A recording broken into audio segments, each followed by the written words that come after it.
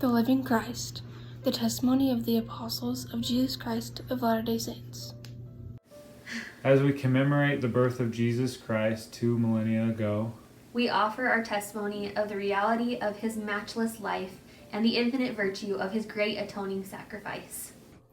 None other has had so profound an influence upon all who have lived and will yet live upon the earth. He was the great Jehovah of the Old Testament, the Messiah of the New. Under the direction of his Father, he was the creator of the earth. All things were made by him, and without him was not anything made that was made. John chapter 1, verse 3. Though sinless, he was baptized to fulfill all righteousness. He went about doing good, yet was despised for it. His gospel was a message of peace and goodwill. He entreated all to follow his example. He walked the roads of Palestine, healing the sick, causing the blind to see, and raising the dead. He taught the truths of eternity, the reality of our pre-immortal existence. The purpose of life on earth and the potential for the sons and daughters of God in the life to come. He instituted the sacrament as a reminder of his great atoning sacrifice. He was arrested and condemned on spurious charges.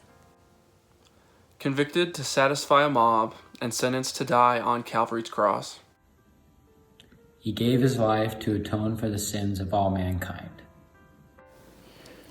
His was a great vicarious gift in behalf of all who would ever live upon the earth. We solemnly testify that his life, which is central to all human history, neither began in Bethlehem nor concluded on Calvary. He was the firstborn of the Father, the only begotten Son in the flesh, the Redeemer of the world. He rose from the grave to become the firstfruits of them that slept. As risen Lord, he visited among those he had loved in life. He also ministered unto his other sheep in ancient America. In the modern world, he and his Father appeared to the boy Joseph Smith, ushering in the long-promised dispensation of the fullness of time. Of the living Christ, the prophet Joseph wrote, "His eyes were as a flame of fire. The hair of his head was white like the pure snow. His countenance shone above the brightness of the sun, and his voice was as the sound of rushing of great waters, even the voice of Jehovah, saying, I am the first and the last. I am he who liveth. I am he who... I am your advocate with the Father. Of him the prophet also declared.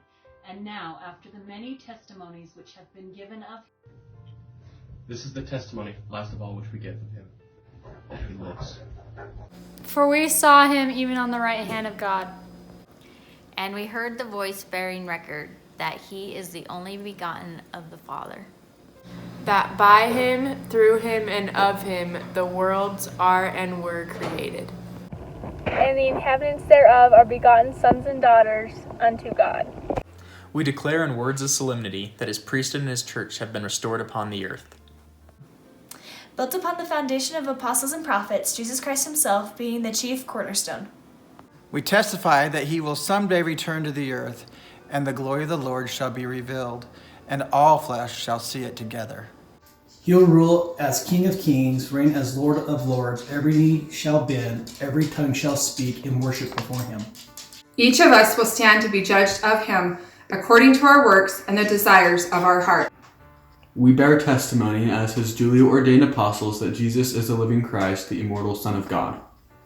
He is the great King Emmanuel, who stands today on the right hand of his Father. He is the light, the life, and the hope of the world. His way is the path that leads to happiness in this life and eternal life in the world to come. God be thanked for the matchless gift of his divine Son.